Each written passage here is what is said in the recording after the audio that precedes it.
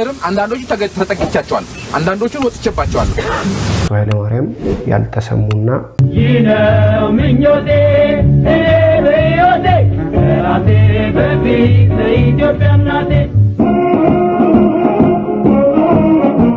ድብቅ እውነታዎችን በግልጽ የምንወያይ ነው የሚሆነው። ስለዚህ ዛሬ መንግስቱ ኃይለ ማርያም አንዳንዶቹ ተጠቅቻቸዋል አንዳንዶቹን ወጥቼባቸዋል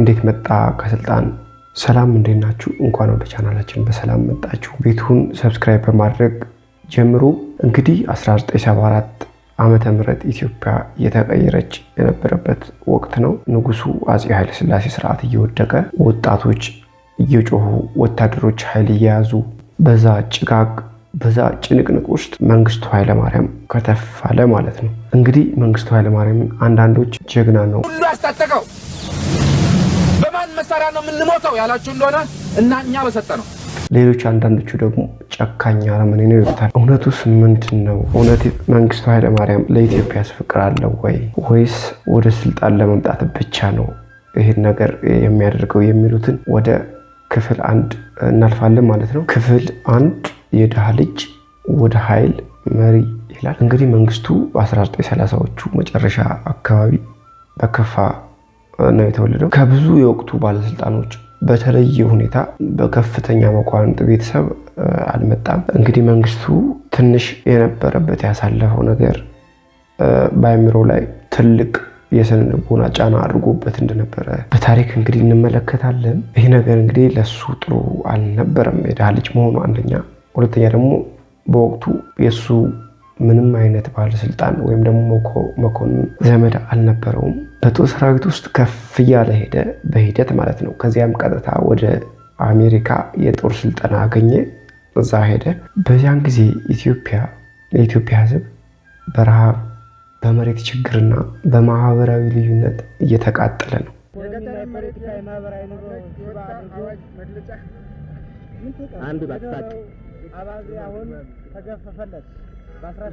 ብዙ ወጣቶች መሬት ላላሹ እያሉ ሰልፍ እየወጡ መንግስቱም ይህን የአብዮት ሰዓት ተቀላቀለ ማለት ነው የመንግስቱ ኃይለ ማርያም ያልተሰሙ እውነታዎች ብዙ ሰዎች መንግስቱ ከመጀመሪያው ጀምሮ የስልጣን ሰው ነበር ይላሉ ግን በደርግ ውስጥ መጀመሪያ ላይ እሱ ብቸኛ አልነበረም መንግስቱ ኃይለ ማርያም ብቻውን አልነበረም ብዙ ኃይለኛ ወታደሮች ነበሩ መንግስቱ በፍርሃት በጥበብና በኃይል ቀስ በቀስ ተፎካካሪዎችን ያስወገዳቸው እንዴት ነው ግማሾችን በማሰር ግማሾችን በመግደል በመረሸን ማለት ነው መንግስቱ ኃይለ ማርያም በጣም ጥበበኛና ብልጥ ሰው ነበር በዛ መንገድ ተፎካካሪዎችን አስወገደ ማለት ነው በመቀጠል እንግዲህ ለህዝቡ ብዙ ነገሮች ቃል ገብቷል መንግስቱ ኃይለ ማርያም እንግዲህ በዋነኝነትና በመጀመሪያ የገባው ቃል በ1975 ዓመተ ምህረት የመሬት አዋጅ ወጣ ብዙ ገበሬዎች ለመጀመሪያ ጊዜ የራሳቸው መሬት አገኙ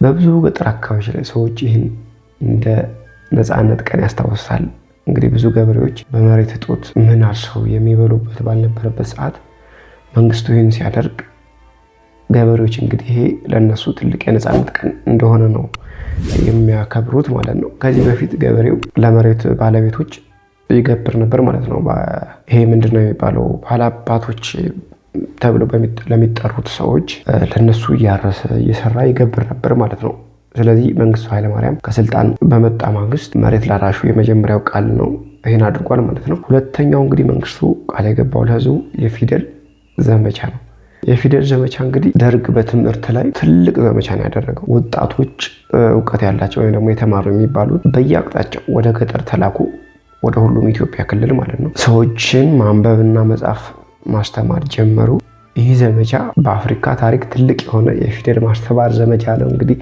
ያኔ እንግዲህ ብዙ ትምህርት ባልተስፋፋበት ሰዓት መንግስቱ ኃይለ ማርያም ይሄን ያደርግ ነበር ለህዝቡ ቃል ገብቶ ማለት ነው እንግዲህ ብዙ ሰዎች ተምረዋል የኔም ቤተሰቦች ጭምር ተምረዋል ማለት ነው ሶስተኛው እንግዲህ መንግስቱ ኃይለ ማርያም ለህዝቡ የገባው ቃል ኪዳን ሀገርን ማስጠበቅ አጥፍቶ መጥፋት ነው ብለዋል ይጥፉ ወይስ እንጥፋ ነው ጥያቄው ለዚህ ህዝብና ለዚህ ፓርቲ የሚያቀርበው?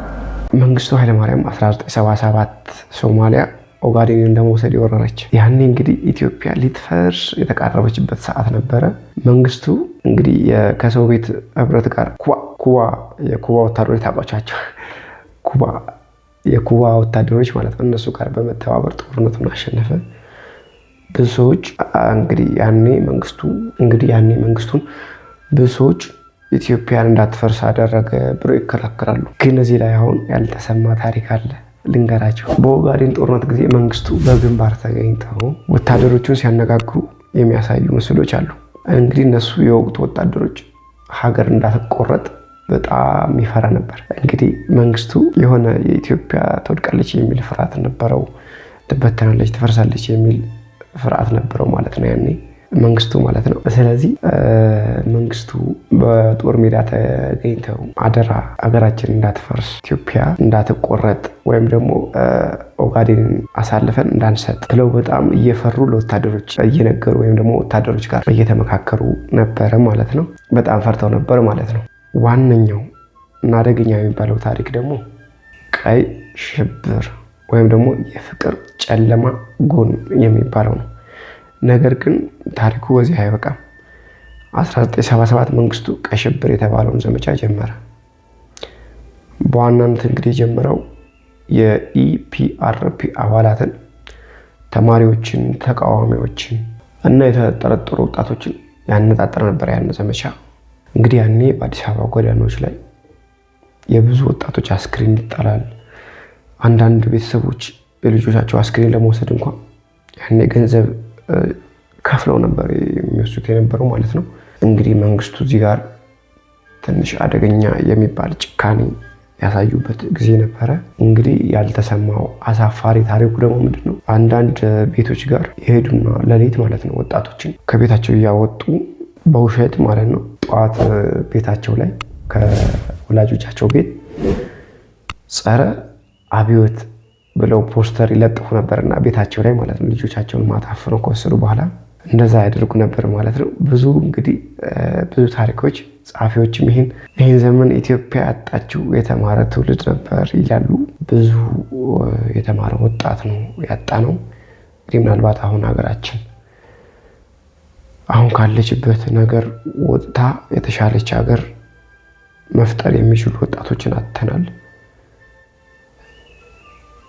እንግዲህ ምንም ማድረግ አይቻልም ማለት ነው። እንግዲህ መንግስቱ ይሄ በጣም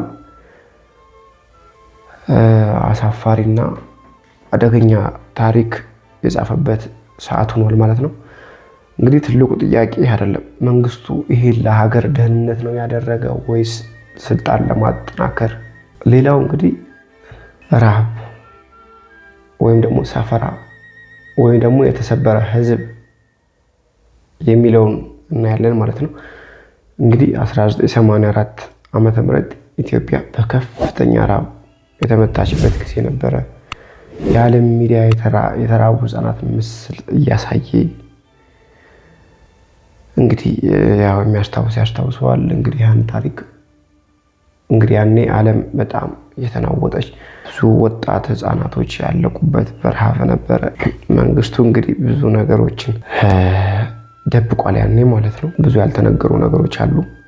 ነገር ግን ይህ ረሃብ በዝናብ እጥረት ብቻ አልነበረም የሚል ታሪኮች ጸሐፊዎችም አሉ ብዙዎች።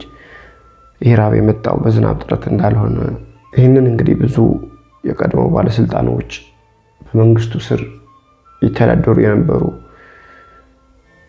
ግን በድብቅ የጻፉ ባለስልጣኖች ነበሩ። ነገር ግን የደርግ ደጋፊዎች ሀገሩ በጦርነት ውስጥ ስለነበረ ሁሉንም እርዳታ ማድረስ አንችልም ወይም ደግሞ በአንዴ ሁሉን መቆጣጠር ስላልቻልን ነው የሚል ደግሞ ማስተባበያ ይሰጡ ነበር ማለት ነው። መንግስቱ እውነት ሀገር ወዳድ ነበር ወይ? ትልቁ ጥያቄ ይሄ ነው። እንግዲህ ብዙ ሰዎች የሚከራከሩበት ታሪክ ነው። እንግዲህ መንግስቱን የሚደግፉ ሰዎች ብዙዎች መሬትን ለገብር የሰጠ ኢትዮጵያን ከማፈራረስ አዳነ፣ ትምህርት አስፋፋ፣ ሙስናን ቀነሰ፣ ሀገርን በጠንካራ እጅ መራ ይላሉ። እንግዲህ የእሱ ደጋፊዎች እንደዛ ይላሉ። በተቃራኒ ደግሞ ተቃዋሚዎቹ የሚሉት ደግሞ በሺዎች የሚቆጠሩ ወጣቶችን ገደለ፣ ፍርሃትን በሀገር ላይ አስፈነጠረ፣ ኢኮኖሚን አወደመ፣ ረሃብን ከፖለቲካ ጋር ቀላቀለ፣ ህዝቡን በጭካኔ አስተዳደረ ይላሉ። እንግዲህ ተቃዋሚዎች ደግሞ የመንግስቱ ታሪክ የሚያስተምረንም እንግዲህ አንድ ነገር አለ። ሀገርን መውደድ ብቻ አይበቃም፣ በቂም አይደለም። ፍትህና ሰብአዊነት ከሌለ አብዮት ወደ ፍርሃት ነው የሚቀየረው ማለት ነው። እንግዲህ አንዳንድ ጊዜ ሀገርን ስንመራ ወይም ደግሞ ሀገር ሲመራ መጨቆንም የለብህም ወይም ደግሞ ለራስ ስልጣን ብለህ ህዝብን መግደል ወይም ደግሞ ማፈናቀልም አያስፈልግም ማለት ነው። በተመሳሳይ ደግሞ አንዱ ከአንዱ መበዳደር ደግሞ የለበትም። እንግዲህ አንዱ ከአንዱ እኩል መተዳደር አለበት ብዬ አምናለሁ እኔ በግሌ። ሌላው እንግዲህ መንግስቱ ኃይለማርያም ሀገሩን ይወዳል፣ ስልጣኑን ይወዳል። ግን አሁን እዚህ ላይ መንግስቱ ኃይለማርያም ምን ስህተት ሰራ? ከሀገር ይልቅ ስልጣንን አስቀደመ፣ ከህዝብ ይልቅ ስልጣንን አስቀደመ። ስለዚህ አሁን እዚህ ጋር መንግስቱ ኃይለማርያም አደገኛ የሚባሉት ስህተቶችን ሰራ ማለት ነው። ስለዚህ የዛሬ ቪዲዮ ይህን ይመስል ነበረ። እንደወደዳችሁ ተስፋ አድርጋለሁ። የማንን ታሪክ እንድሰራላችሁ ትፈልጋላችሁ? የምትፈልጉትን ታሪክ እንድሰራላችሁ የምትፈልጉትን ታሪክ በኮሜንት ላይ አስቀምጡልኝ። ሰብስክራይብ እና ላይክ ማድረጋችሁ አትርሱ። አመሰግናለሁ። በሌላ ቪዲዮ እስከምንገናኝ ሰላም ሁኑ።